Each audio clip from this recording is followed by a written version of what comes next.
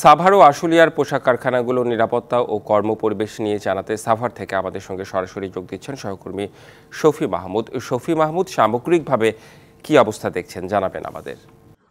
রাতুয়ান, সাভার আসলে এই শিল্পাঞ্চলে গেল কয়েকদিন যে অস্থিরতা ছিল, আজকে বলতে গেলে সেই অস্থিরতা সকাল থেকে এখন পর্যন্ত আমরা আসলে কোনো ধরনের অশৃঙ্খলতা বা বিশৃঙ্খল পরিস্থিতি দেখতে পাইনি। সকাল থেকে গার্মেন্টস কারখানাগুলো সব চালু রয়েছে এবং সেখানে যারা শ্রমিক রয়েছেন তারা কিন্তু আসলে পর্যায়ক্রমে আমরা দেখেছি সবগুলো কারখানাতেই শ্রমিকরা যোগদান করেছেন।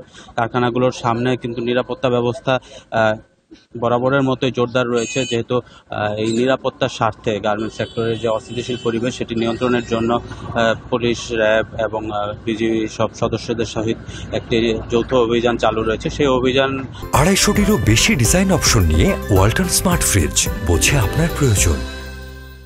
ঘিরে কিন্তু আমরা গেল কয়েকদিনে দুদিনে দেখতে পেয়েছি যে কয়েকজন আসলে নাশকতা সৃষ্টিকারী গ্রেপ্তারও হয়েছে। এই সব কিছু মিলে কিন্তু আজকে আমরা যেটি সকাল থেকে দেখতে পেয়েছি, শিল্পাঞ্চলের পরিবেশ অনেকটাই স্বাভাবিক রয়েছে।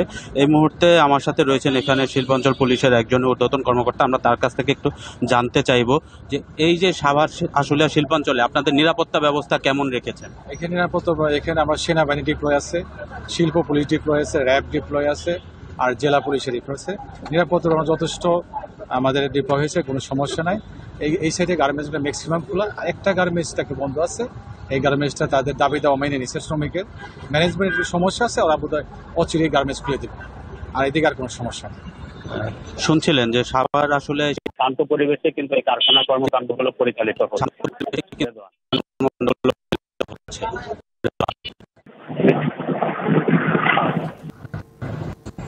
শফি মাহমুদ, ধন্যবাদ আপনাকে।